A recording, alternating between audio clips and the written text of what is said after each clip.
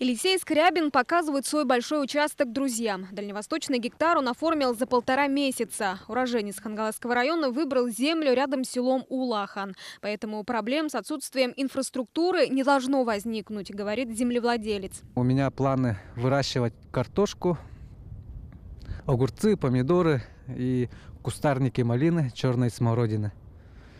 Ну и буду держать кроликов, домашнюю птицу и, возможно, коз. Елисей Скрябин – один из десятков тысяч жителей столицы Якутии, которые активно подают заявки на оформление гектара. С началом 3-го этапа число желающих увеличилось в разы. По итогам 2-го этапа на базе всех офисов МФЦ было зарегистрировано более 30 тысяч заявлений. По традиции лидером остается город Якутск, о чем свидетельствует первая неделя 3-го этапа. Было зарегистрировано 1270 заявлений. Наибольшим спросом среди населения пользуются земельные участки, расположенные в Приморском крае. Почти 13 тысяч заявок. В Якутии чуть больше 11 тысяч. И Сахалинской области 5308 заявлений. Такие данные приводит Минвостокразвитие. Отметим, что республика пока не так популярна среди россиян из других регионов. Всего 63 заявки. В основном это жители Москвы, Московской области и Воронежской области. Есть по несколько запросов в Челябинской области, Пермского края. По запросам якутян у нас все равно лидирует Хангаласский район, Мегино-Хангаласский район, и у нас есть заявки еще на территории Мирного.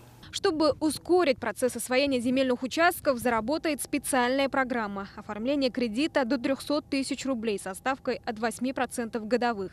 Средства можно будет получить на строительство жилья, теплиц или покупку сельхозтехники. Один из наших дочерних банков, Почта-банк, достиг договоренности с Фондом по развитию Дальнего Востока. И мы в середине этого года запустим специальную программу для обустройства тех граждан, которые будут получать дальневосточный гектар.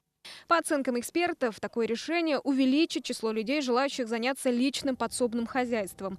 Этот вид деятельности наряду с фермерским хозяйством и охотой входит в тройку самых распространенных по Якутии.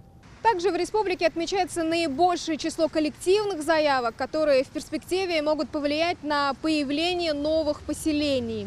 По стране всего подано более 5000 таких заявлений, из них половина зафиксирована в Якутии.